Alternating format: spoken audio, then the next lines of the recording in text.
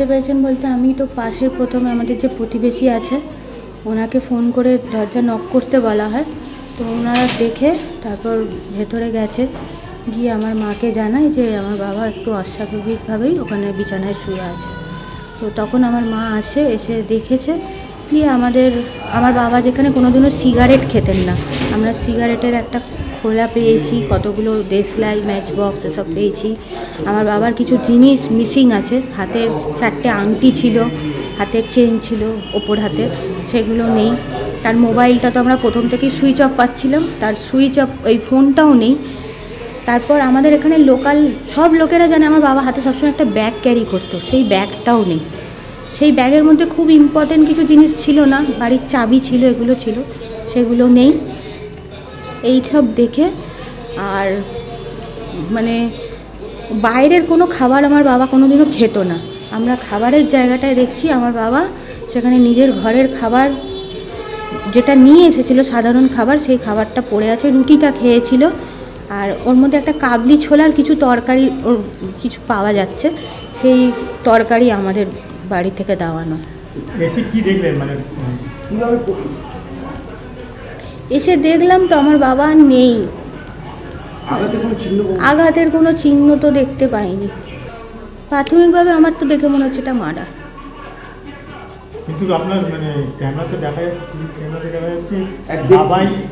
আমার বাবা খুলে দিয়েছে, সেইটাই আমাদের কাছে ভীষণ রহস্যজনক লাগছে।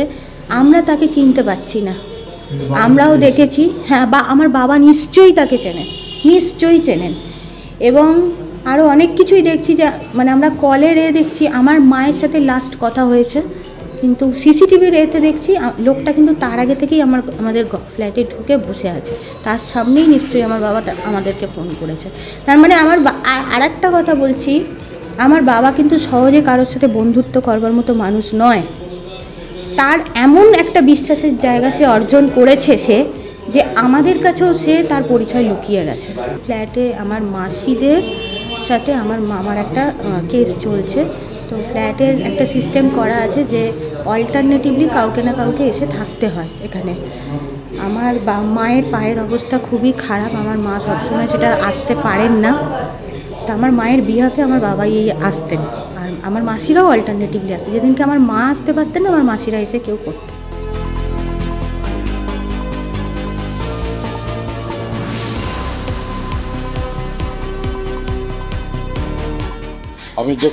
আমি খুললাম, কলাপসিবল গেটের তালা ছিল না। ওনার ওয়াইফ চৈতালি দে ওনার নাম আছে। হ্যাঁ, তা আমি কলাপসিবল গেটটা খুললাম, তো খোলার পর দেখছি আমার তালা নেই কলাপসিবল। তাহলে মেন গেটে তালা আছে, আমরা মেন গেটেও তালা নেই। একটু ঠকঠক করুন, বেল বাজালাম, হয়নি তো ঠকঠক করলাম, গেটটাই খুলে গেল, মানে ওটাও খোলা ছিল না। তারপর আমি বললাম আমি তো আপনার ঘরে ঢুকি, মানে আমি বললাম যে এবার কী করবো, বলে ভিতরে যান দেখুন। সারা শব্দ দিলাম, যে বাবু বাবু বলে ডাকলাম, তখন কোনো সারা শব্দ পাচ্ছি না। তখন আমরা কী করবো দিদি, বলে একটু এগিয়ে যান, একটা কেউ কোথায় শুয়ে আছে দেখুন। আমি দেখলাম রুমের মধ্যে একটু ছিলাম, রুমে কেউ আছে বলে ঠিললাম, দেখলাম উনি পড়ে আছে। আমি দেখলাম অজ্ঞান অবস্থা ছিল, তখন আমরা দিদি আপনি এক্ষুনি চলে আসুন, উনি অজ্ঞান অবস্থা আমি দেখেছি। উনি কটায় এসেছিলেন, বললো 6:30টার সময় বাড়িতে এসছে। আমি দেখলাম, তো হঠাৎ চালা দেখলাম 10:30টার সময় একজন ও ঘর থেকে বেরোচ্ছে।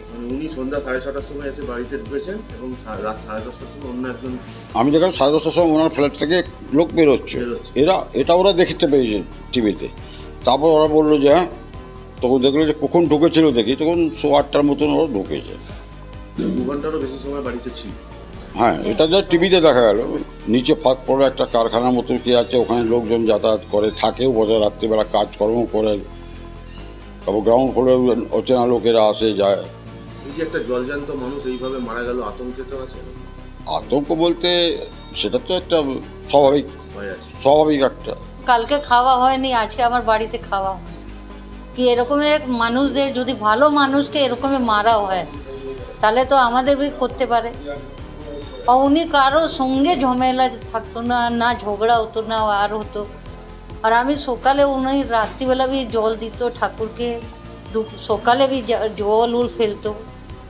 কালকে আমি সকালে দেখেছি উনি জল বাইরে ফেলানি, আমি নিচে চলে গেলাম, এসে আমি লাস্ট কখন দেখেছেন? আমি পরশু দেখেছিলাম। আমরা বারবার ওনাকে বলে মানে যাচ্ছি বাইরের লোকেরা তো প্রচুর যাতায়াত। যাতা আসছেন যাচ্ছেন আর কথা শুনবেই না। আগে উনি বিয়ে বাড়ি করতেন, ওনার লোকেরা দারু মানে এটা খেত, যখন পুরো করে রাত তখন আজকে লিফট এত দিয়ে উপর নিচে আমাদের করতো, কালকে খাওয়া হয় না, পুরো আজকে রাত আমাদের উপর নিচে খাওয়া হতো। নেই। উনি কি ল্যান্ডলর্ড? হ্যাঁ, মানে আতঙ্কিত করে রেখেছেন উনি।